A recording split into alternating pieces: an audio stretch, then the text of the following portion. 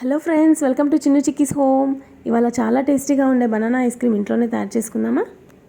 ముందుగా bananas, 1 dairy milk chocolate, కొద్దిగా పాలు ఉంటే చాలు, ఇంట్లోనే ఐస్ క్రీమ్ రెడీ అయిపోతుంది.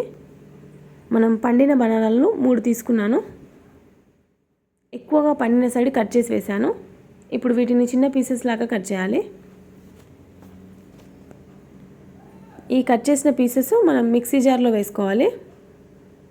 అందులోనే ఒక హోల్ డైరీ మిల్క్ చాక్లెట్ 10 రూపీస్ది టోటల్ వేసాను. ఇక షుగర్ కానీ బెల్లం కానీ అవసరం లేదు. అందులోనే 1/2 గ్లాస్ మిల్క్ యాడ్ చేశాను. కాచి చల్లార్చిన పాలు. ఇప్పుడు మనం మిక్సీ పట్టుకున్నాం కదా, మిక్సీ పట్టిన దాన్ని ఒక బౌల్లో ట్రాన్స్ఫర్ చేయాలి. ఇప్పుడు ఒక 8 అవర్స్ డీప్ ఫ్రిడ్జ్లో పెడితే మనకి ఐస్ క్రీమ్ రెడీ అయిపోతుంది.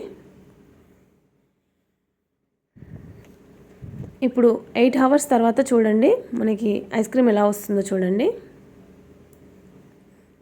చాలా టేస్టీగా ఉంటుంది అండ్ తప్పకుండా ట్రై చేయండి.